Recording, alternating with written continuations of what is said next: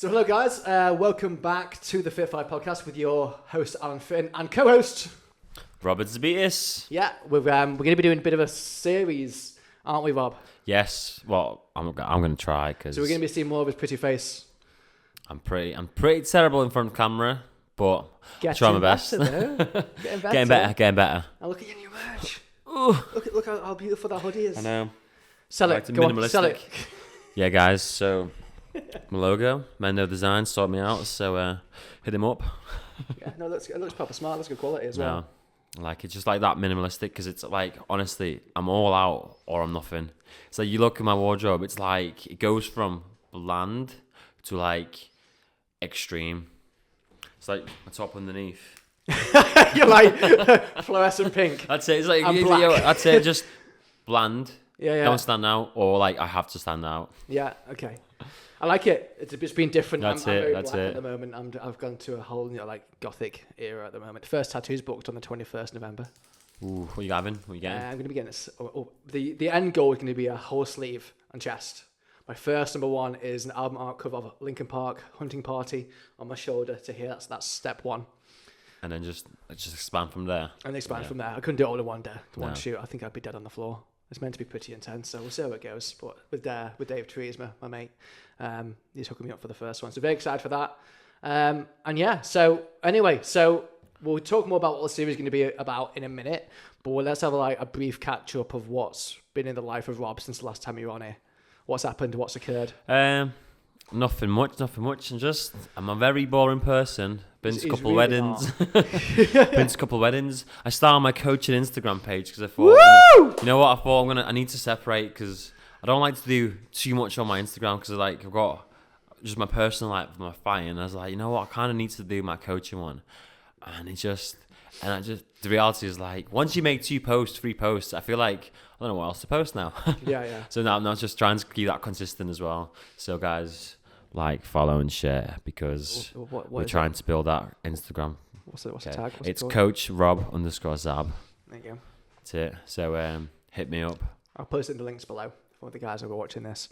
But yeah, so what about fights perspective and things? What have you been up to? So since last time I've been here, I've not actually had any fights. I've had a couple of pullouts and then I ended up pulling out myself. I was training, jumped on a box, slipped, cut my leg open, and then got a couple of stitches, and everything still was going fine. And then they took the stitches out. As they took it out, it opened up again, and then it got infected, and then just couldn't train. So yeah, had to postpone that. But I went to because some of my mates still fought that weekend, so we still went down to cornered them, and then I saw my opponent. I spoke to him. He's a proper nice lad, and I was like, I had to apologise. Like, listen, mate, I'm so sorry, but we'll get it back rescheduled next year. So the fight's still going ahead. Sometime next year, end of next year. So if you want to come watch me, hit me up. I'll coach Rob Zab. So basically, don't jump on boxes, guys. Yeah. And if you do jump on boxes, make sure you're not tired or do it right. It's wooden ones. I can't do that stuff. We had, when my old ways to I used to coach. We had a wooden box. I do like the smaller one, but it's too much of a panties to do the higher one. I'm just too petrified of destroying machines. I used to do it. So basically, every time I go there, there's boxes, and I always go, you know what? I'm gonna see if I can still jump on 2 boxes because I used to could do it, and then because I've stopped training my legs ever since my back went, I've stopped training my legs. I've stopped doing all the explosive work. So just you know what? I feel like it's getting better. I feel like getting stronger. So I'm gonna do it, and every single time I finish training, I'm too fatigued, and I was like, I'm gonna fail today. And then after this one session, I was just like, you know what? I don't feel that tired, so let's try it. First 4 reps, I did all right, and then I was like, I got on top and then just fell back. Got on top, fell back, and I was like, you know, this last one is I'm gonna get it. I jumped up, my leg landed on it, slipped off, and I just banged it, and I didn't even realize that. I just thought I grazed it, and that's it. And then one of the lads goes, "You bleeding?" I was like, "Oh, just a graze. It's just a graze. It's just a flesh wound." That's it. And there's another lad goes, "Rob, I can see your bone," and I was just like, "Oh yeah, I've got it open." But apart from that, it's couldn't even because it went through the nerves, so you didn't even feel it. So I'm just that solid. That's awesome. That's it. No, that's what I knew because I couldn't feel it. So that's what I knew is you know what, it's bad because it's gone through nerves. Because I remember as soon as it happened, I messaged my coach saying, I think I might have to get pulled from the fight because my leg cut open. And then on the way to hospital, I was thinking to myself, wait, my left leg? I don't kick my left leg. So then I rang my coach, I was like, listen, don't pull me. Okay, I've got 4 weeks. I've got 4 weeks, so he'll be perfectly sound. fine. Yeah, and then it just said it did not heal, did not recover as quick as I thought. Said the stitches came when they pulled out, it opened up, then it got infected, and I was just like, this is not going the way I want it to go. Yeah. But we continue. Cool. I'd say we keep going. We do keep pushing on. And you've been doing as I said, it's been good to see you on your coaching page and your social media. You're doing a lot more content in that perspective on you now as well. And YouTube, you said as well. That's it. I'm trying to stay active. And on YouTube, I'm so Valor Strike is one of the guys I'm trying to YouTube channel for them. So I'm just doing tutorial videos. And yeah, guys, if you want to see me awkward in front of camera, okay, Valor Strike YouTube channel, check it out. Okay, you'll see how I progress and get better with every video, but I'm still pretty awkward in front of it. It's a confidence game. Honestly, it's I can talk, I can coach. Yeah. But as soon as I'm trying to talk and coach in front of camera, it just goes out my window. That's it. But look, you're here. First podcast, I think you're a bit nerved, and now you're much more relaxed and No, trying it every single day. Practice is key, isn't it? That's it. So anyway, so me and Rob hooked up a little, and we thought it'd be really cool to do a bit of a co-host series a little bit. Obviously, Rob's knowledge of boxing is exponentially higher than mine. Kickboxing. So as well as you guys, I'm going to be learning a whole lot myself because I won't lie, I know sweet FA. So it'd be good for me to learn, for you guys to learn, also for him to put 10 points across, and it may get you interested in boxing, thinking about taking it up yourself, starting to coach with Rob, or even outsourcing a coach near you to start getting into that type of training, because I think it's very, very interesting. All aspects of training is interesting, isn't it? Everything's and essential. You've got knowledge and a lot of knowledge to share, haven't you? I like to think that. Yeah, well, I like you're to a think coach, that. aren't you? That's So, yeah, epic. So, so let's hop into what you believe the fundamental principles of boxing is. Once again, guys, okay, it's mostly kickboxing I do. Yeah. So the fundamentals is, in my personal opinion, is knowing your basics, your fundamentals. So your footwork, your stances, how you move. That's the most important thing. So, for example, now, if you want to start doing any training in any combat sports, okay, or just in any sport whatsoever, you have to find a gym or a facility that focuses on the fundamentals of everything. Because if you want to grow and progress as an athlete, even you want to start drawing, woodwork, you have to focus on your fundamentals, because from there you can build it up. Because if you just start, because I did it for years, because I like to train. When I started off, I was training with my coach Kev Ward. Well, he was training at the same time, and I was doing the classes, and I was watching my coach, and he was doing all the advanced stuff and doing all the hard work. And in my head, I was thinking, well, I can do that. And then, but as the years went on, and because I neglected the fundamentals, I realized, you know what, Kev's doing all that because he's done it for 10 years now. So he's done all the fundamentals. So he still practices it, but he was doing all the hard work. And I was just like, well, I don't need to do fundamentals. I'll just cut through it and go straight to hard work. And now when I look back and I'm watching him, you know what, fundamentals is the key. So yeah, guys, if you want to go anywhere, you want to start a combat sport, just any sport, make sure you go to a gym, to a facility that offers, and make sure ensures that you do fundamentals often, because everything starts from there. And if you can do your fundamentals, well, the hard work, the more advanced techniques, everything just comes with it naturally. So we'll hop into more in depth into each thing you just mentioned there in a second, but the very important things you mentioned there, I don't think only within boxing, but in any sport, I think at the moment that CrossFit's such a massive thing, and CrossFit is great, but a lot of complex movements and things, and how you just talked about fundamentals like weight training, obviously that's what I specify in. But getting those fundamentals right of knowing how to squat, how to deadlift, how to move effectively. Even when I injured myself and I had a herniated disc, even though that was years later for me being a qualified coach, I went back to my fundamentals to make sure that I was squatting properly, effectively, so I didn't injure myself again. So that shows how important those fundamentals are. And then once they're ingrained and in place, that's one solid tick box. Then you can just progress from there, can't you? Yeah, because once you know it, it's just, because you don't have to think about it anymore. It just comes to you naturally. So they say you're advanced. I've been starting doing a little bit of CrossFit on Tuesdays. Tuesdays is Unity days. I've seen on your Instagram. So I've been going to Unity because I get my physio treatment, and then before I get my physio treatment, Rick Stock. So I get my treatment, but before I do it, I just join in the class. Yeah. And but even just doing the movements, it's lifting weights. It's not as simple as you think, and it's just trying to do movements, because sometimes I'll just be doing stuff and then I just hear Rick 4 meters away, like focusing on his own thing. He'll just go, Rob, shoulders back, chest up, and I'm like, I'm trying. Shit posture. That's yeah, it. I think I mean, we're a bit off topic here, but the fundamental anything with anything, weight training, CrossFit, anything, I think even with any sport is all fucking posture. Just in general, like anything in life. Being able to shunt your shoulders back and your chest out and stand tall and engage your core, that is for me the basis of anything and everything. That's why I coach. I think because being able to hold a strong posture is what you should maintain when you're deadlifting, when you're bench pressing, when you're overhead pressing, when you're squatting, when anything that you do in this perspective of even like walking or lifting a sofa when you're moving house or mowing the lawn. Posture is where everything starts from. So I think, back posterior strength, hamstrings and core and lower back strength, upper rear delt strength. That's what a lot of people probably suffer with. Not sure if that's something that you suffer with in your sport.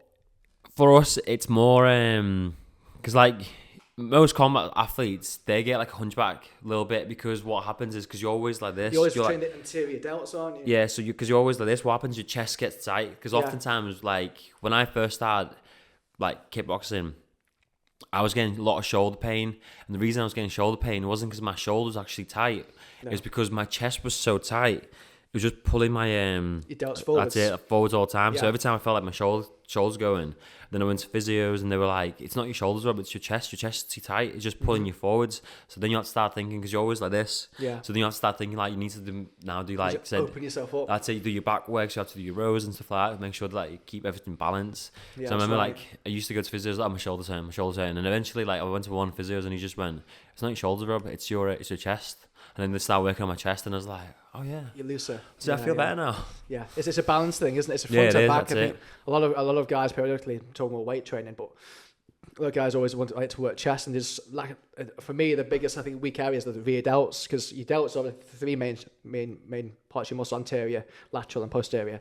But then within there you've got like 22 unique muscles that causes rotation and shoulder health. That's it. So working on those independently means that you better shoulder health, and you can retract your scapula, get your shoulders back, and work on your posture, which is not just important for weight training, but also with what you do too.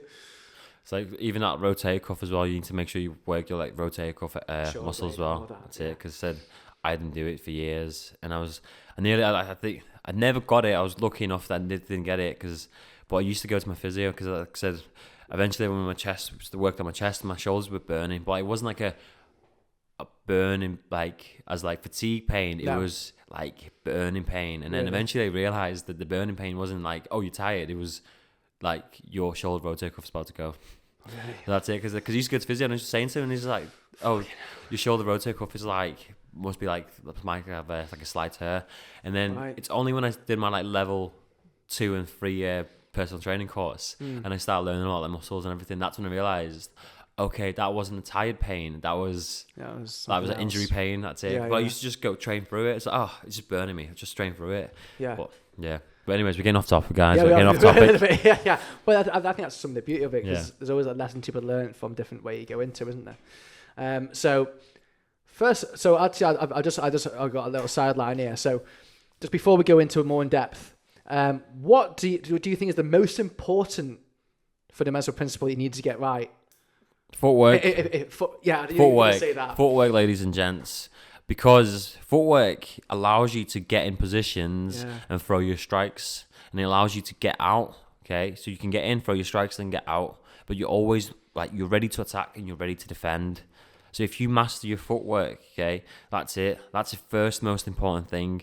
Like everyone thinks punches, but the punch is the easiest and the most like simplest thing to learn. Yeah, it's being able to get in and get out. Get yourself in positions where you can land strikes and don't get hit and then get out. So yeah, footwork to me is the most important thing. It doesn't matter what sport you do. Even like if your footwork, it's even like being light on your feet. Whether you do like boxing, kickboxing, Muay Thai, MMA, being light on your feet to defend kicks, defend punches, getting in, getting out. That's the most important aspect, in my personal opinion, in any combat sport. Yeah, I think Quick feet. Yeah, because badminton's a bit different. But that's equally as fast on your feet. You'll be lying on your feet, footwork to the side to get in a position to hit a shot. I'm not light on my feet at all. Yeah. I think if I came to you, you'd kill me, because my feet, I feel like sometimes detached from my legs. But obviously getting into position foot to either defend or to attack is so I'm important. the isn't it? same. Like, Did you find that you do that naturally now without even having to think about it? yeah, I do it a lot more, but like I said, because I neglected fundamentals for so many years. Yeah. And then I'm like, now I'm trying to focus a bit more on like the fundamentals, being able to get in and get out. So I'm starting to focus a bit more on my footwork, throwing my punches. And even still nowadays, I make mistakes. Like if you watch all my fights, you'll see I'm very, very like just scrappy. Like I've got that energy, I've got that burst, I can go forwards, but I'm just very scrappy, and that's because I neglected my fundamentals. And then you watch some fighters, and they're like just so like technically good, and that's because they're focused on fundamentals and just building themselves up. And that's why like now I'm like I wanna be a good athlete. I don't want to be a fighter, I want to be an athlete. So I just want to be able to like when you watch my fights, like wow, you know he's quality. Don't want to just watch me and like, oh, he likes to go to war, and I'm like, I do like to go to war, for a tall person, but to me, just I want to be able to master my fundamentals. I want to be able to like get in there and get out, and then I want people to watch me as like, whoa, he's skillful him. Yeah. Even if you don't land a punch, but you got in and get out and defend effectively, which is the important thing. So as you just said, the most important for you is footwork. Let's hop into the footwork a bit deeper. So how would you coach footwork? How would you improve that? What's your? Oh, so basically for footwork. Just this is like not just footwork, like this is just even everything. Footwork. Yeah, general. So basically, what you want to do is you want to start learning how to move in your fine stance. Like you'll see people do like all these like agility ladders and like all this sort of stuff, and that's fine because it's improving you to be fast on your feet, to be light on your toes and everything. But it does actually teach you how to stay in your fine stance. So like one thing I like to do is I like to do like a lot of like drills in your fine stance, being able to like move in, move out, go left and right, and every time like so once you get used to that movement, then you move and you throw your strikes. You move, hit your strikes, and then once you get comfortable doing that, then I like to do you move, and as you move, then you throw your strikes. So you're just building up. So you learn how to move, then you learn how to move and then attack, and then you move and attack at the same time. Right, okay. So it's just like I like to just do very basic drills, and that's it. Because the other day, like one of my coaches lad trains like once a week, twice a week with me for like a year, and he came to sparring the week, and then this is my coach came up to me, he's like, he's really good, like he's got very good footwork, and I was just went, you know what, because this is what my coach said to me, and I was like, I coach him, which is great, and I said to him like, I only do basic footwork, every single session we'll do like 10-15 minutes basic footwork, and from there we just progress on. And then my coach was like, well, he's got very good footwork. And I was like, yes, I must be doing something right. for your coach to say that to you, to see what you're blossoming into a client is awesome. But it's just like basic drills, and making sure that when you do your drills, you maintain your fighting stance. And then eventually, once you get better, then you can start like, what's the word now? Experimenting, going the opposite fighting stances, experimenting with other things. But when you start off, just get your fine stance and just get used to moving in it. And then as you get better in that movement, you can add a little bit more speed, a little bit more power into your strikes and everything, and just gradually build it up. That's it. I like to describe it as like making a cake. You got layers. The layers. That's it, layers like of the cake. That's it. That's and then you just, the icing on the top is the knockout. Awesome. Okay, so let's go more into stance. So does everyone have their own unique stance, or do you get something that's chosen for them? I know nothing. So listen to me, there's basically two. It all depends on the sport you do, because like you got like boxing, which can be a bit more narrow stance. Then you got like your Thai boxing, Taekwondo, and the stances changes within the sport, because like there's certain things that you need to like look out for. For example, like in MMA, you need to be cautious of takedowns. So if you got too square of a stance, it's easier to get hold of your legs. So then you need to like narrow it. And then in Thai boxing, Muay Thai, you need to be able to like a bit more square stance so you can defend kicks. Kickboxing is a bit more like karate, like background, so you're a bit side on. So the stance has actually changed within sport, and it also changed with style, because some people like to be like a bit more kick based, some people like to be more hand based. So it's hard to like talk about it. Yeah.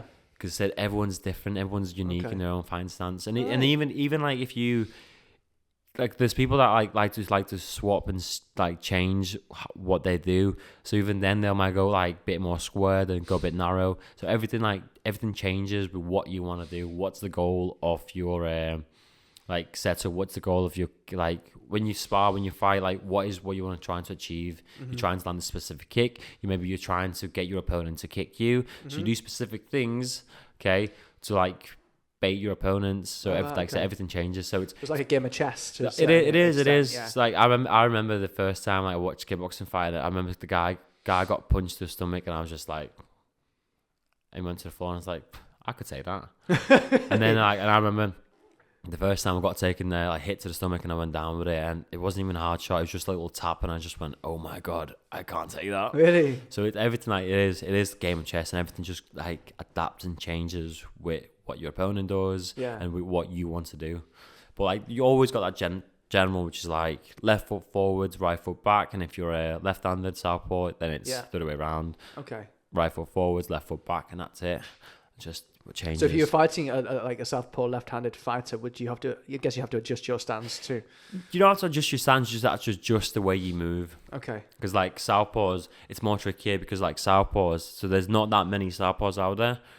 Bit more nowadays, but like for every orthodox, there's like for every 10 orthodox fighters, there's one southpaw. So southpaw always tends to be a lot better against an orthodox fighter because they train with more orthodox people. Right. Okay. Than the orthodox with southpaws. But then sometimes you also find that southpaws can't deal with the southpaw themselves because they're not used to find somebody in their own stance or train like somebody in their own stance. Yeah. A prime example is Mariusz Mikolajewski. I can't pronounce your name, so sorry. I didn't get that at all. He's like one of the lads I train with, and years ago, like he's just like he's next level him. Is he? But and he's a southpaw as well. But like.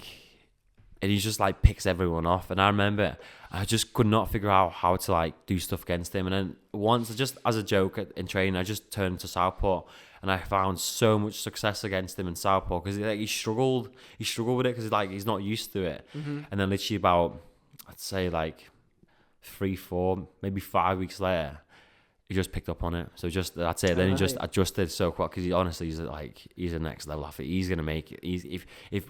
If and when you turn pro, lad, he's gonna make it. Yeah, he's gonna make it. But like he's like said, at first he wasn't used to it, but then eventually he just adapted to it quick. So it's like you just have to have that brain. It's like, okay, he's doing this to me. Like, I need to change and make sure that like whatever I'm doing works against my opponent or whoever I'm fighting, whoever I'm sparring. So you have to like adjust with your opponent. Yeah.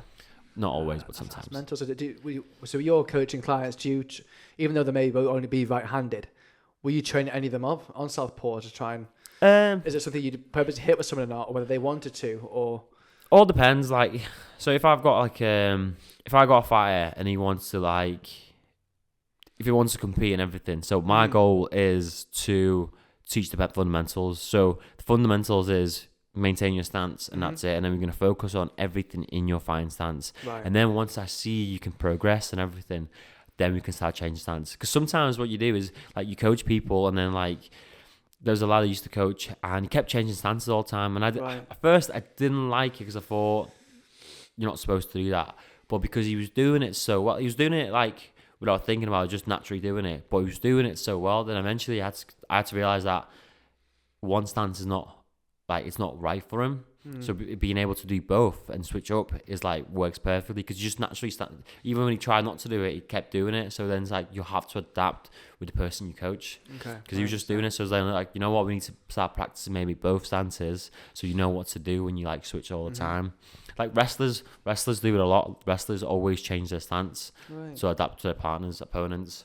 But like boxing, kickboxing, like combat sports, mostly you start with like that basic one stance. Yeah. And I guess it's trying to maximize that stance so there's no weak areas. And I guess that when you're in the ring with someone, you're trying to find that weak area, aren't you? And then hitting in on that weak area. I think maybe even like karate and like taekwondo as well, they constantly change their stance as well. But then like they've got like some awesome footwork. Yeah. So they've got like very like, because they do a lot of fundamentals. Because I didn't used to agree with like karate style like training and everything, but then like when you watch some like the world top fighters, they come from karate background, and you watch how they move, and it's like, you know what, maybe karate isn't as bad as you think, because it teaches you that like the great fundamentals. But then again, depends on what sport you want to do. You have to adjust like what stance suits best for you. What are the from kickboxing? Which other variant would you say that your fundamentals go hand in hand into? What's the most relevant? I'd say like kickboxing, you can transition to boxing quite well because it's like the stance is a bit similar. The then you can also go into like Thai boxing. It's a bit different because like you have to understand that like in kickboxing you don't really get kicked to the legs as much, where in Thai boxing they'll take your leg off, so you have to adjust. Clean off. That's it. Because when I go sparring, like when I spar against Thai boxers, the one thing they do is just take my leg off, and that's it. But then it's like you have to adjust. If they start kicking your leg, you need to think, okay, what can I do? So it's like it's good because they're teaching you, listen, like you can't come in our house and do your style because like we'll just take it off. So you have to like you start to maintain your own fine style, but you have to adjust, making sure that you don't get your leg kicked off. And then MMA as well, because like I said, kickboxing is a bit more side on and like wider stance, so it's focus. It goes in with MMA as well because you have to be cautious of takedowns. That's it. Okay. But like it all depends. Like you got your attacking stance, you got your defensive stance, and that's so it's hard. Okay, unless you do it, you won't understand it. I get it. But we're trying to give the beginners ideas here, obviously. So before you start training someone to hit, would you say that you work more footwork and stance first before you then go focus on? I think a lot of people would come to a boxing gym and just start to expect to suddenly start hitting. Yeah, that's it. It's like almost like Mr. Miyagi, isn't it? Where you're doing the wax on, wax off. You get, as what you spoke about, the fundamentals. So would you do more so like, let's say 3 or 4 weeks, for example, someone just doing footwork and then progress into hitting? Yeah, or so do you do a bit of it like? I'll do both, but like the first, because I always tell like, anyone that starts training with me, I always tell them. Sorry, it's a bit. I always tell them like, always gonna start doing footwork, anything just to make sure that you're light on your feet, you can move in and move out your positions, because and the goal is being able to get in, hit your opponent, and get out without getting hit. So for me, it's like just that first 10-15 minutes of session, just footwork.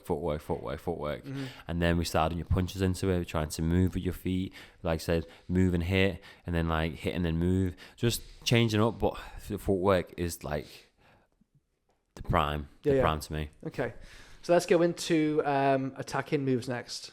So what's breaking down what your primarily like attacking moves would be? So when you start, it all depends on what your goal is. But let's say, because I'm a combat athlete, so like everything for me, it's not on the street, it's in the ring.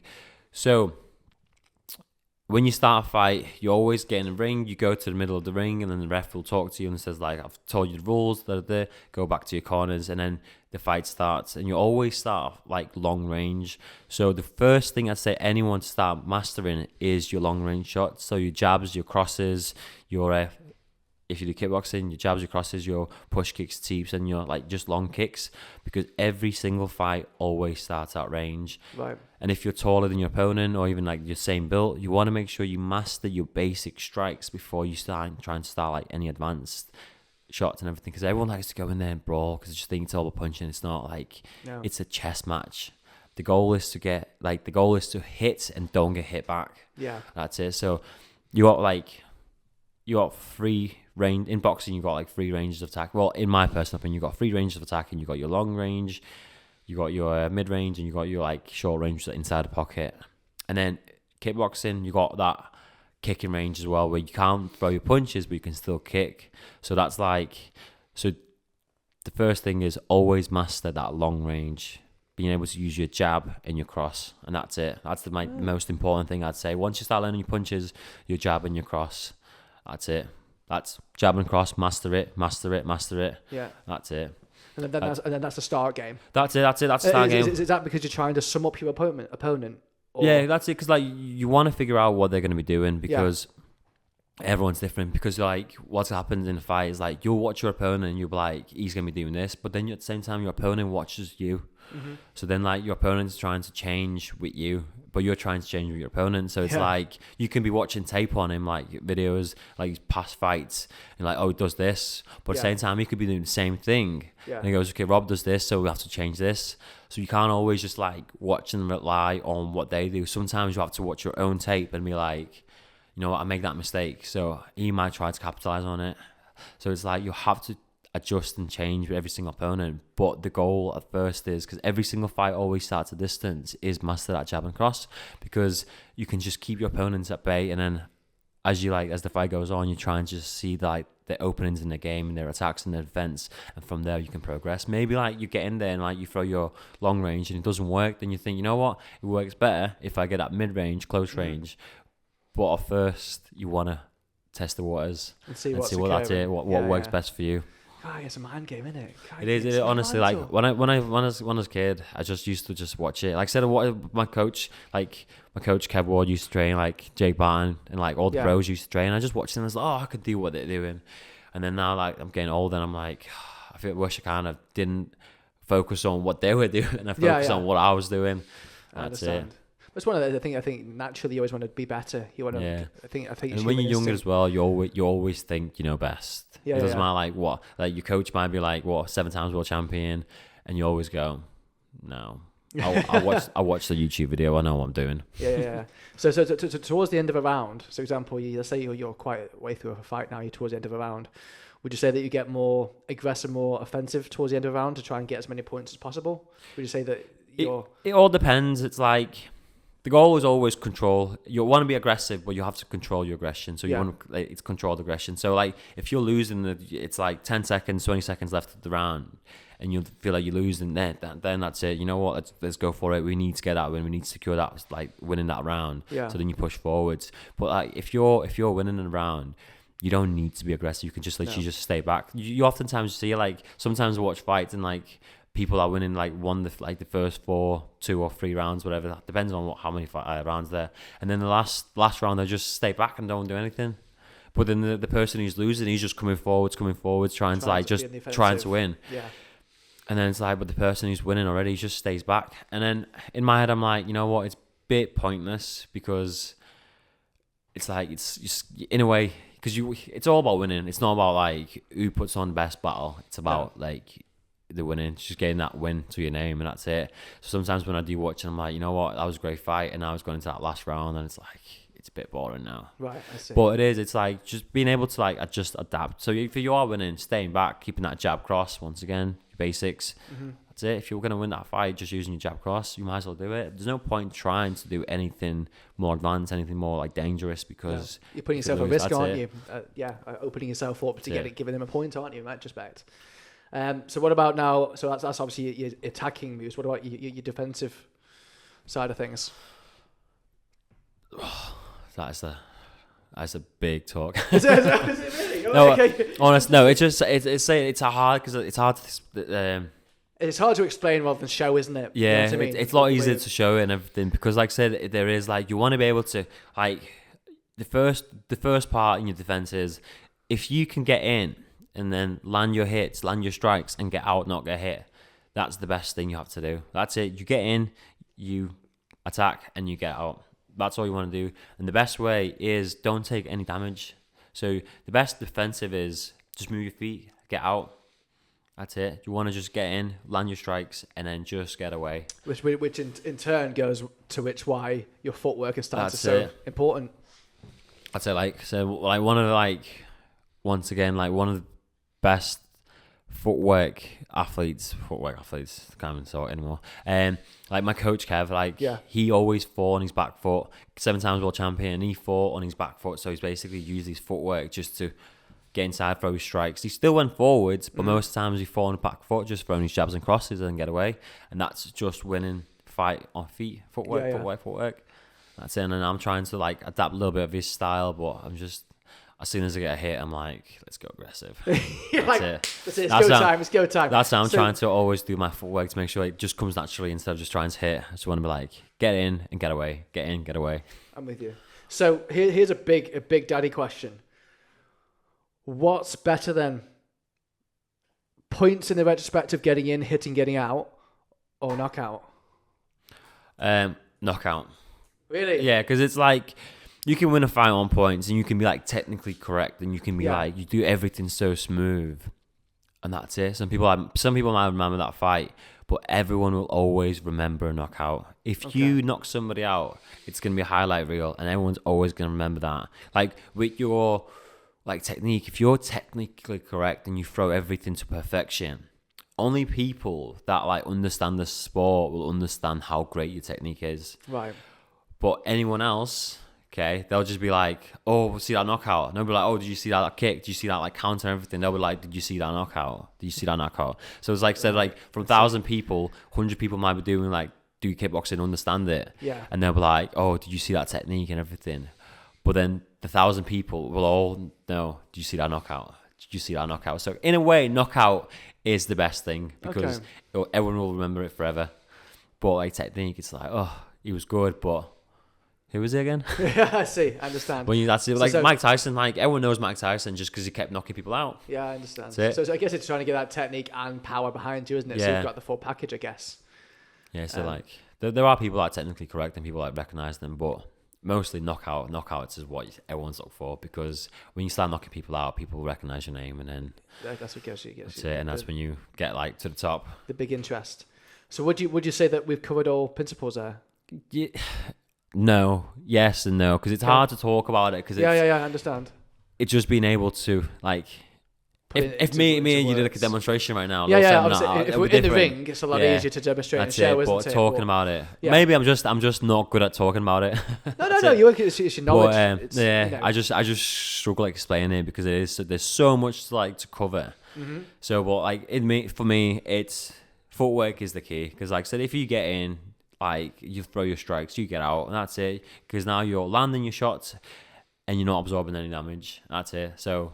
Fundamentals, footwork. It all comes back to footwork. Yeah, but then some people that might disagree with me. Some people I know some people I made who are like, no, footwork's not good. You want to focus just walking down. It's just it depends. It's all preferences and everything. Like for me, footwork is the key now. Yeah. Because I'm terrible at it. It's something you want to work on yourself. That's it. Yeah. But yeah, I footwork.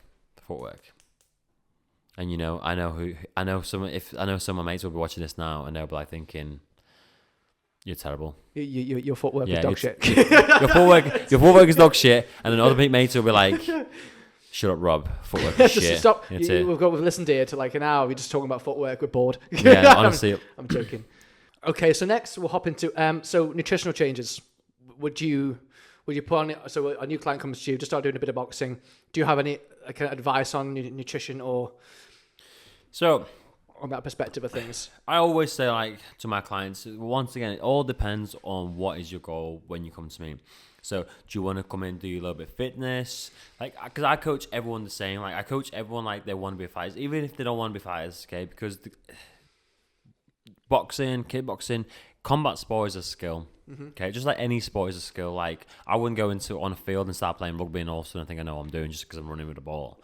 No. It's a skill. So I coach everyone exactly the same.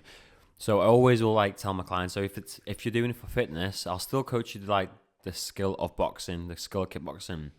And the only thing I will tell them is with your diet, don't be a pig and just have a balanced diet. So if you want to have a treat, you know what, go for it, have a treat. But if you so you want to go treat and then you have 1, 2, 3, 4 slices of cake in a day. Okay, well that's not a treat anymore. That's just greed. Picking out. That's it, picking out. Yeah. So clients, I always say if your goal is just general fitness, just have a balanced diet. Make sure you eat mostly nutritionally dense foods, and every so often just treat yourself. That's it. Just don't be a pig.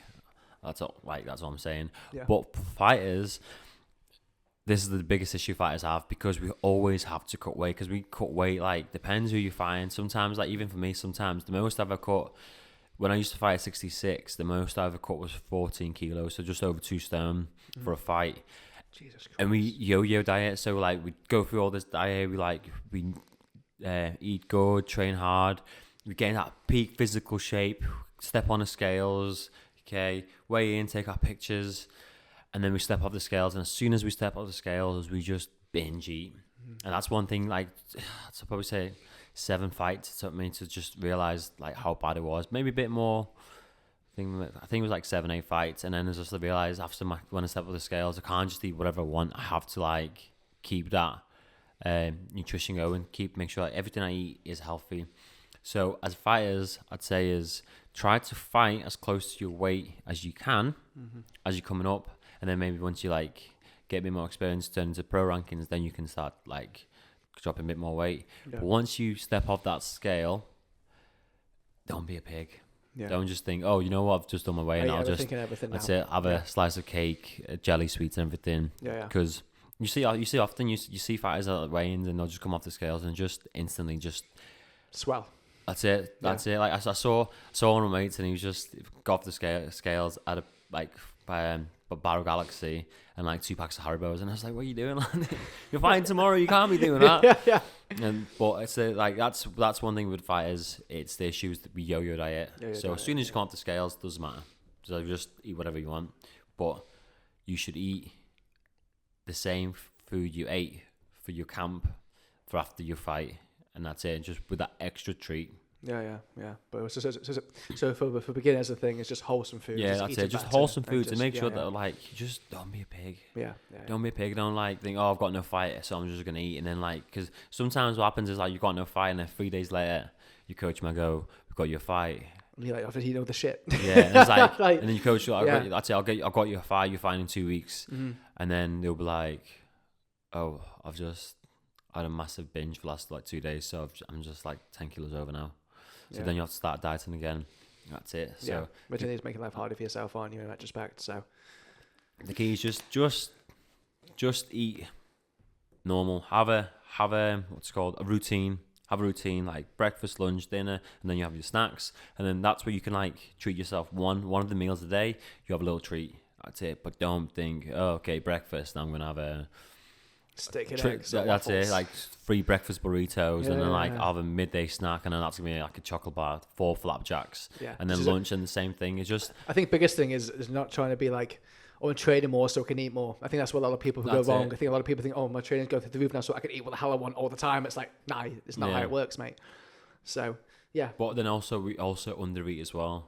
So because I've been going to Edge Hill doing like all my like lab tests and like doing like cycling and checking my like body mass index, and one thing like I learned there was what I ate to what I should be eating wasn't enough. Because like when I went there, so training, got a fight coming up, so they're like, okay, you need to eat about 3,400 4,000 calories a day, and I just went, oh, I've been eating like 2,400. That's it. So I've always been under eating because we worry so much about not making weight. Of course, that we're under eat. I think that's why once we make that weight, we binge out. So when I start understanding and learning about like nutrition a bit more, that's another thing. Like every fighter should learn and understand is not just fighting. You need to start learning and understanding the basics of nutrition, because that way then you know, okay, you know what, I'm burning this amount of calories, so I kind of need to eat a little bit more to maintain my weight. Maybe I need to eat a bit less because I need to drop a little bit of weight. But you need to find that fine balance where you don't undereat. Because the first time I ever realised how much I was eating, because my friend Nick Leach, because he asked me actually once, he was like, "What you eating? What's your daily like calorie intake?" And I was just like, I showed him everything I was eating for that specific week. Yeah. And then he goes, "That's not enough." And I was like, "No, that's fine. I feel all right. And then this is kind of where I went into it, like overtraining as well. And I was like, "No, I'm all right. And then he's like, "Rob, that's not enough food." And then next week he told me, he's like, "Listen, next week when you do your meal prep, count calories in every meal." And the first time I ever did it, my calorie intake was 1,800 a day, but I trained 3 to 4 hours a day.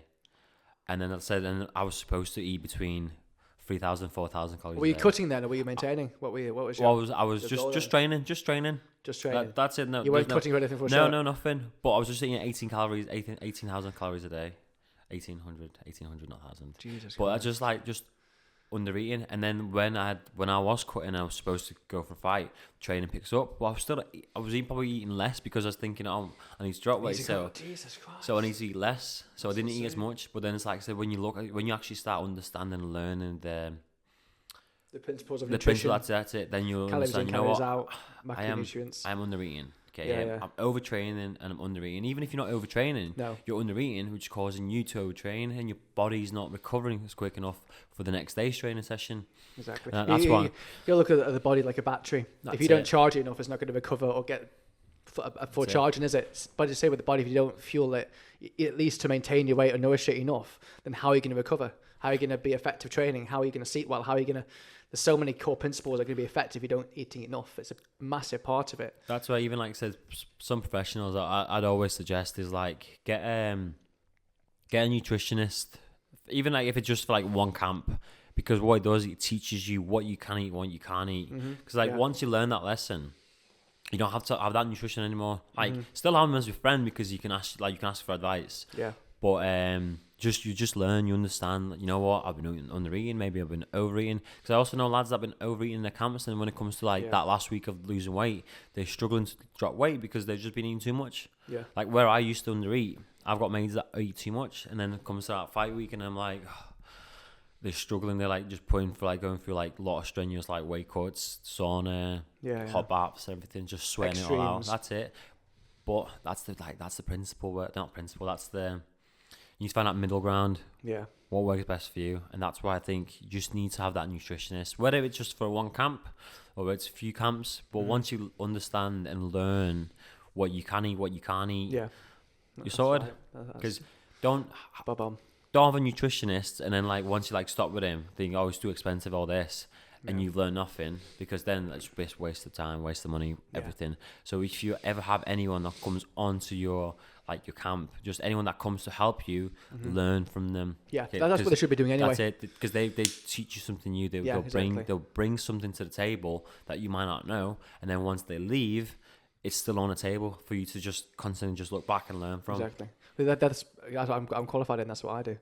So the nutritionist perspective should be to educate and give value. That's it. So you've got that value to be like, I've got this value for the rest of my life now. I know what I should be eating more of. The basics, that backbone that people need. And they've got knowledge forever. It's a worthwhile investment for a lot of people. But I think that should be done more in schools. I think more should be done in schools to teach people how they should be eating, what they should be eating, why it's so important to eat enough to maintain their weight from a recovery perspective, from a growth perspective. But they don't bother. That's massive. That's massive. Because I want to start getting into schools and doing talks and stuff. That's my channel. It's not the kids. It's not the students that you need to teach. It's the actual education system. And that needs to change. There's no question about that. It's them that bring everything else down. Yeah. Because they can't just be like, listen, you know what? Like UK is like one of the fattest countries in the world. Let's change something. Like no, they'll just make ads about being fat and obesity. Let's put sugar on tax. That's it. But nothing else gets changed. Yeah, it's ridiculous. I mean, I can go into a bitch and fest about that for hours, but it needs to change there, and that's from when the schools so people get educated on what they need to know, then that branches into parents and everything, and then that's where it needs to really be. Because it impacts on NHS and everything. Yeah, that's it. Diabetes, which is all-time high, heart disease, cardiovascular disease, all this stuff is a correlative of us being a primarily an obese country. That's why I think like your gyms and like I said, your coaches should be like people that tell you about it. Sometimes every so often. That's it, just it. Because like you need to learn. Because once you start off and once you learn that, the first basics, once again, fundamentals of dieting, and then you'll know for the rest of your life. And from there you can just like use Google. You've got AI technology now that can help you. And that's it, and just learn from them. Just make sure you stay on top of everything you're doing. If your goal is to be a professional athlete, okay, don't just focus on, I'm just going to go in gym and train. Well, you want to be an athlete, so you need to understand what to eat, how to eat. And that's it. Forwards. Sound. No, that's good. So, quite a big one that I thought of earlier that we're going to hop into next is the potential of overtraining, which you just covered a little bit with nutrition there. I think that's quite hard because equally with this type of stuff that you do in boxing, like footwork and stuff, like going back to Mr. Miyagi, wax on, wax off, you need to put a lot of time into getting a certain like routines down. So it's like a habit. So you do it without even thinking. So it takes a lot of time to get that in. But then also, is there a mark that is like overtraining perspective of that? I mean, so I think it's quite a big topic, this, isn't it? So when I first started, for me, it was like when I went to the gym, like I didn't bother about learning the basics and just like once I learned how to throw a punch and a kick, I was like, well, I know the basics. Everything else was like, just leave it. So every time I went to the gym, my goal was to like go in there and come out sweating. So it's like if you go in, like I said, I used to train because like I was bored, I didn't have a job, I just finished college, and I was like trying to get a job. So I was like training about between 3 to 5 hours a day. And every time I went to the gym, it wasn't like, today I'm going to focus this. It was just like we go in there, leave sweating in the morning, and then go back in the evening, like go in 2-3 hours later, come out sweating. So I didn't actually focus on the fundamentals. Like you could do 2 hours of fundamentals without actually like fatiguing your body. But that, like I said, that them 2 hours, you learn your fundamentals and that's it. You're not overtraining. Yeah. And then you go in the evening, then you do your hard work. Or in the morning, you do your hard work, and in the evening, you do your fundamentals. But for me, it was like back in the day, I used to literally go in the morning, 2 hours, just hard work, go home, go back in the evening, 2 hours, 3 hours, hard work, and that's it. And then I do that 5-6 days a week. And then eventually just like you overtrain, but your body gets so used to it that you think, oh no, I'm all right. But then it's like your performance, you can tell like, and this is hard because you don't want to lose as a fighter, just any sport, any athlete, you do not want to lose. So when you think you're taking a step back and your training session is not hard, you think, oh, I'm not doing anything that I need to do. You're just doing a different type of like learning. And then it's like I said, like when I used to do it, I just thought, you know what? No, I've just gone in there. I've done 2 hours of skill work, came out, didn't even feel sweaty. So then I'm like, I'll bring my mate, finish training, let's go for 10k run. And then because I wanted to get that sweat on, but then it wasn't about getting sweaty. It was just make sure that you learn, and that's it. So if your goal is just going in, just working hard all the time, well, you're not going to be learning, and that's when the overtraining comes in sometimes. And then Tyson Fury actually said this, and I do agree with him, because for years I did wrong. He said it's better to go in a fight like undertrained a little bit, because you can push it. You can push, like if you're losing, like you're like taking a step back, and then you're like, you know what, I need to push. Then you can dig deep and push forwards. But if you go in a fight and you're overtrained, you can't push any further. No. Because once you hit that peak, it just goes down from there. Where like I said, if you're undertrained and you're pushing, you can push forwards. But when you hit that peak, you don't think it's going down now. Right. And I remember because once again bringing like Nick Leach when he used to go to Ed Chill with him. And that is. Yeah, he used to he used to go to my coach, because my coach used to tell me like, you're overtraining. I'm like, no, I'm not. And he's like, well, you've been going to Nick with Nick for like whatever weeks now. I had a fight. The first time this happened was like 4 years ago, just before lockdown, and 2 years before lockdown, I think. And then my coach went to me, he's like, Rob, you're overtraining. I was like, I'm not. And he goes, you are. Because this is so 3 weeks before my fight, Nick rang my coach and said like, Rob's hit his peak. I was like, nah, I'm still fresh. And he said, well, the 2 weeks before, my performance was going up, and now like my week 3 and then week 4, like it's basically 2-3 weeks out of my fight, my performance was dropping down. So now I peaked 3 weeks earlier. That's because of overtraining. Because I was so concerned of not being fit enough that I exhausted my body too much. And then even like some days where like when you wake up and you feel tired, you just need to listen to your body. Like, you know what, let's take a day off. Let's still train. Yeah. But let's go in there with the mentality of learning something and then coming out. And even sometimes like this morning, like before I came here, I did a little session. Nothing hard, didn't even get a sweat on, just focused on basics, just going over fundamentals, because I've got no fight coming up, I've got like no competition, so for me, trying to just work hard for the sake of working hard is pointless. Yeah. So now I'm like, take over, stay fit, but don't overtrain. That's it. I might do a training session today, I might do a little session tomorrow, but instead of going to 3 to 4 hours a day now, I just go 2 hours, that's it. So here's a question then, so you're a beginner fight, you're beginning into it. So how much, if you were to do an average, I could put you on your toes now, an average, how much time a week would you put into skill work and then into like fitness work, if you were to split the two? You can split it too, because like I said, your skill work, because the more you repeat the same skill over and over and over, it basically works as your fitness, okay? So it's like you do, let's say you want to focus on your kicking, you want to focus on your footwork, that constant hopping in, hopping out, stepping in, stepping out, eventually just starts getting tiring. Because like I said, I've coached people that have never done sports before, and then we'll do footwork drill, and basic footwork drill, and literally 15 minutes later, they'll be like, because they've got no fitness. So it does, in a sense, work along each other. So you don't have to go in the gym making things like, oh, I'm going to come in and just smash the bag, smash pads, spar. You can literally go in, do basic footwork, but because you're doing it constantly in and out, it works as your fitness as well, because it builds on that. Right. And then the fitter you get, the more experience you get, the more you understand the technique, the more efficient you become, and the more you can push it without actually getting fatigued. So it's like, but skill works along with fitness. Like you still have to do like your little extra stuff, but you want to focus on your skill, and fitness is just like an extra you want to work on. Okay. And that's it. Because like I know what I want to say. Yeah. I just can't get the words out. You do, like I said, like if you're going in for an hour, so you train an hour. Yeah. 45 minutes that has to be skill, and then Okay. like 15 minutes is like just you finish hard work, but majority of it has to be skill. And eventually when that skill literally comes to you without even thinking about it, well, that's you can start changing it over a little bit. Maybe you do half an hour skill, half an hour hard work, and then 15 minutes skill, half an hour work.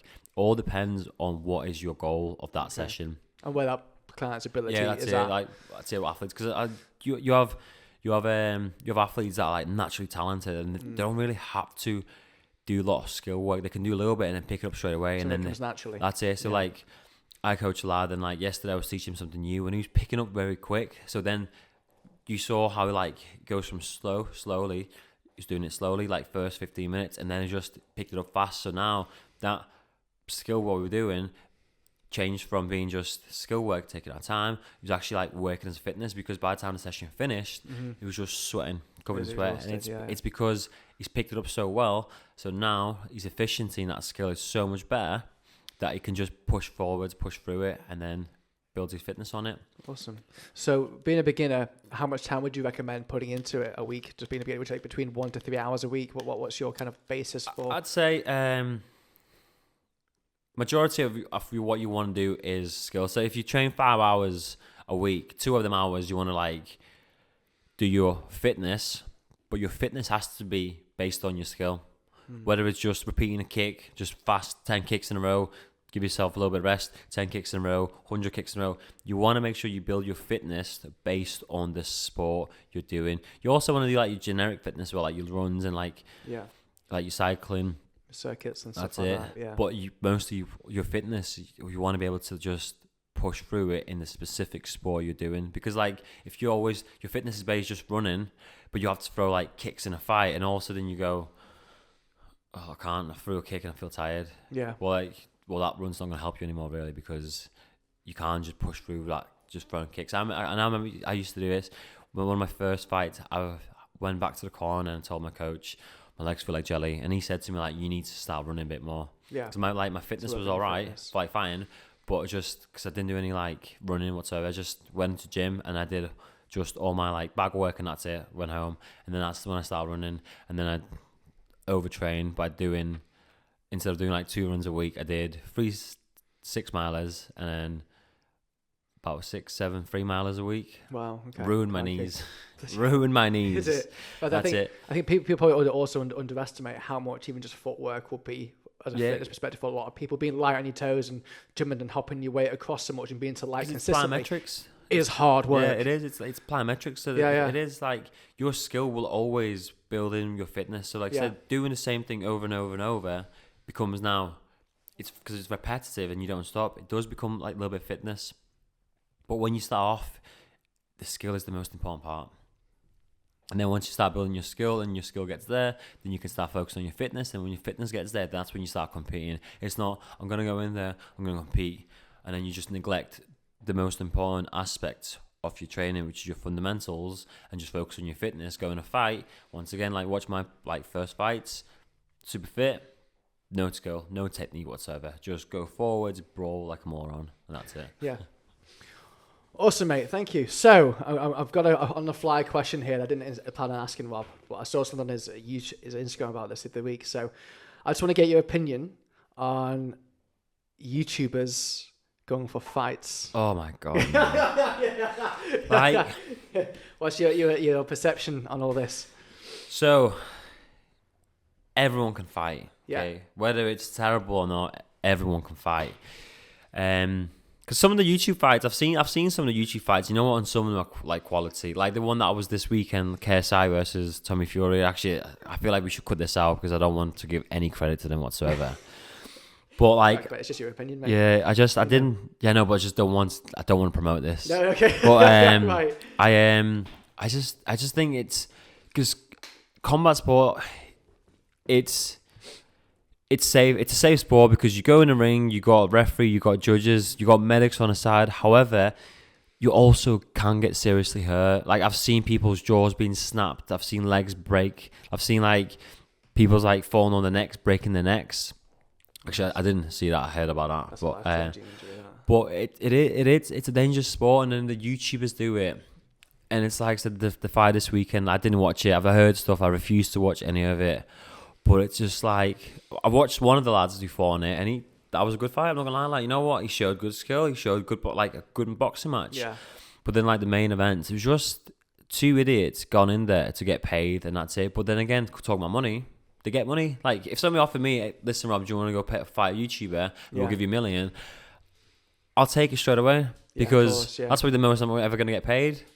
But then after that, I can just stop working and just focus on coaching. Yeah, which would be the perfect dynamic. But I just, because it is a skill, it's because kids watch it. Because like, I know a lot of like kids that watch them fights were kids, and they'll watch that YouTuber and they'll be like, oh, you know what, that was so cool. And then they'll start doing the same stupid things they're doing in there, and then they'll get seriously hurt. So I don't agree that YouTube, unless they like say pass like the fitness test, they've passed their like go through the boxing board of control, and they go, you know, listen, yeah, you've got the ability, you can go in. Yeah. But it's just, it has to be detailed with the same respect for the sport, hasn't it? Like anything that we do, like weight training, like boxing, like any sport you do, there has to be a respect for it, and respect for the time you're going to put into to get to create a skill, so then you can actually perform. I understand like money side of it, like makes people money, so why not? Like if it pays you, why not do it? Because at the end of the day, like, money's the goal. Yeah, of course. But then it's like, it's a sport that like teaches like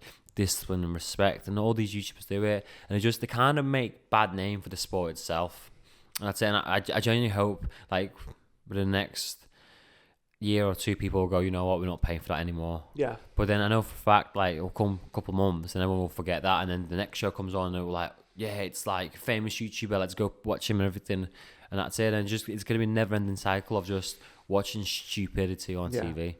Yeah, I think it's down to the people that, whether they're famous or no matter who or what they are, it's down to, they've got a responsibility to be like, yes, I did this, I had no experience, but I put X amount of time in to get experience, to get myself to a certain level before doing it. I didn't just run into it both feet first. As long as that's explained, then that's fine. But if someone just walking off the street going, I'm going to go and fight this weekend because I can, it's just... And also another thing, it's like, if someone like, because these are quite big fights now, because they're up streamed on TV or be like mainstream boxing platforms, like sports, combat athletes, like combat sports. I don't know what I'm saying. Basically, they're streamed on all these big platforms. So in a sense, like, if you're gonna step in that ring to box, I want to see a boxing match. Yeah.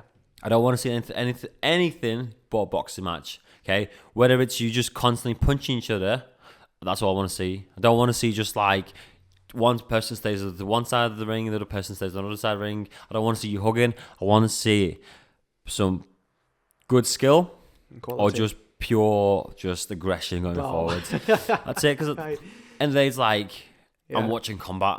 I want to see combat. I want to see like somebody not necessarily get hurt, to be honest, you know, because they get paid a lot of money. Actually, I do want to see somebody get hurt. I want to see like you want to see if someone that's it, because it's like said, it's like on a stretcher.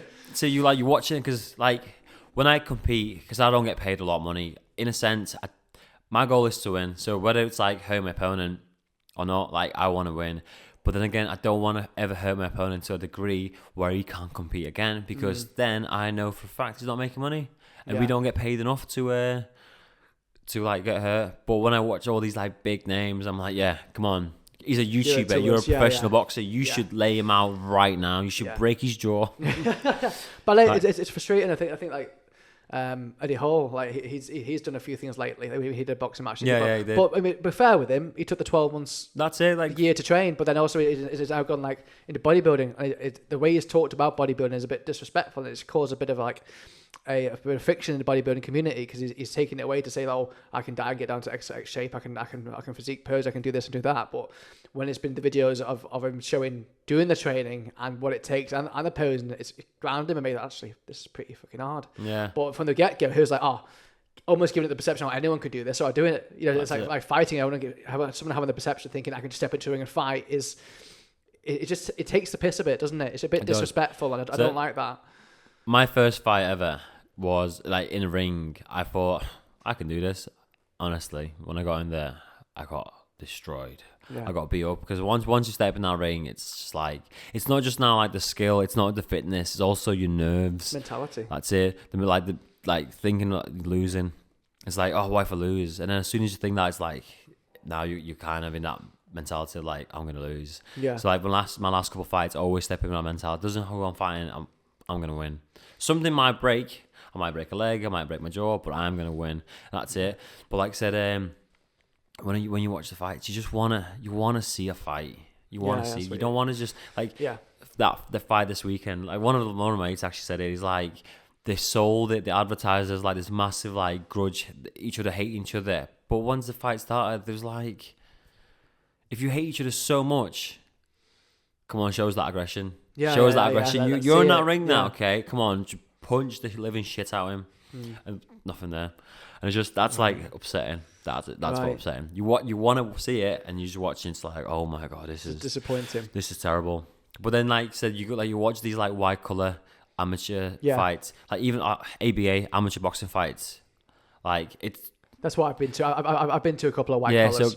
So no white collars. Okay, white collars can be like good as well, but if there's an ABA boxing show in your area, okay, it's always like £10 entry. Not even that, maybe even cheaper. Go and watch it. It's gonna be some of the best boxing you ever see in your life because all these athletes, all these boxers, like ABA ones, their goal is to go to Olympics. Okay, right. Okay? So that's high. And that's it. And then when you watch them, it's just like, oh my god! Like this kid's 15 years old, and his skill levels off the Next charts. Level. I remember I went to because in Southport we got a Southport Star Boxing Club, and every so often they do like a show. Normally when they do the show, I'm always working, so I can't actually go watch it. But I went to watch one of their shows. Yeah. And they only had it was £10 entry. They had 10 fights on. Honestly, it was just worth tenner. Really? Honestly, £10, and you're just watching it. And it's like this is incredible. 10 top level fighters. Okay, all amateur, but like they're there to win. Right. Okay. Nobody goes in there and go, oh, I'm gonna stay back. Yeah. You're watching it. It's like. He wants to win. He wants to win. There's no arguments between. There's no like selling out everything. It's just get in there, okay? Get in there, twat the shit out of each other, shake hands, and that's it. So yeah, guys, if you ever see an ABA boxing match around in your area, go watch it. Worth it. Worth the money. Sorry. I said Rob's recommendation. Yeah, it is. Okay, so, I think Southport Star. If this comes out before, I think Southport Star's got a show coming on November. Oh, okay. November. So. Yeah, ladies and gents, if they've still got tickets, get them. Get them. Happy days. So coming to a close for this first one, anything we've not covered that you want to go into? Or do you think we covered everything? I think we covered all the basics, like so your nutrition, like strength conditioning. We talk about that. Mm-hmm. So like no, that's going to be next episode 2. Tune in for episode 2 for strength conditioning. Yeah. Once again, I'm getting better at this camera talk, but I might be like. Ugh. I know he's doing great. I think the first one was great. The second one's no. It said with regarding the skill and then like the fundamentals. It's like it's quite hard to talk about it. You can show it, you can explain it, but it's like your footwork, your jabs, and your crosses, and like just the basic strikes. That's all you need to do. Like if you watch. Like you watch Russians and Cubans train. I remember watching this little documentary about like Russians and this gym in Russia, and they basically said they don't teach how to throw anything but jab and a cross for the first year of training. Right. That's it. Because he said anything else is advanced technique. So they did a lot of like footwork drills. They did a lot of like agility drills, and then a lot of jabbing and crossing, and that's it. And they said. Anything else is an advanced technique. So you learn that after a year. So your hooks and your uppercuts. And now you also got your basic defenses like your slips and your parries. But jab and cross footwork is the first thing they teach for the first year. Basis, right, okay. And like when it comes to Russia, boxing's like one of their like key. One of the best boxers, some of the best boxers in the world from Russia. Same Cuba as well. Only focus on basics. And then from there you just progress on. Right, so fundamentals and basics. Yeah, that's a go-to what this episode is about. That's so, as Rob just said, second one is it going to be more about building strength and conditioning for boxing, enhancing boxing performance. You had to get quite in depth in that. I think you'll probably quite enjoy that one. Yeah, I do because really quite in depth with it. So yeah, because Yeah, we'll talk about that next time because I'm going to say something now, but we'll just leave that for episode we'll 2. That for next time. Otherwise, I won't have anything to say. Yeah, no, but that's everything. So thank you for the first one, mate. That was quality. As again, Rob is going to be here for the future. He's going to be quite a few podcasts here with him, so it's all good on that. Thank you for the positive response from his first one. It was exceptional. That's why we're here. And you're a great lad as well, Rob. So it's great to have you on here, mate. So thank you for coming. So that's a wrap. As per usual, drop us a review on all the main, obviously, streaming platforms. And that's a wrap. I'm going to catch you guys next time. Yeah, that's it. And I was going to say, sometimes it might make no sense, but stick with me, guys. I'm trying to improve on my camera talk. You are improving, mate. I know, I'm trying. You've come a long way. I just lose like some of the words. I want to say something. I'm like, I know what I'm going to say, and then just all of a sudden just go, what if I say it wrong? But what would happen if you said it wrong? Nothing Exactly. happened. You just I'll take watch a it second back. and be like, and just change it and be like, I made it right now. Because I watch it back and I listen to it and I'm like, oh my god, why did I say that? Why didn't I say that? But that's the whole fun of it. He's got his own Instagram going now, his coaching page, got his YouTube going, he's got his own personal page, got his brand going. He's flying, this young man. It's great to see him blossom and grow. If you want tutorial videos on how to do combat sports, well, kickboxing and boxing, Valor Strike channel, okay? Just watch. Start from the first video and go down. I'm getting better, but it's still a bit rough on edges. Do me a favor, guys. Give him some feedback and some inspiration. Give him a clap for me. Give him some positive reinforcement because he is caning it. Even negative reinforcement. Helps us grow. That's it, guys. I'll see you guys soon.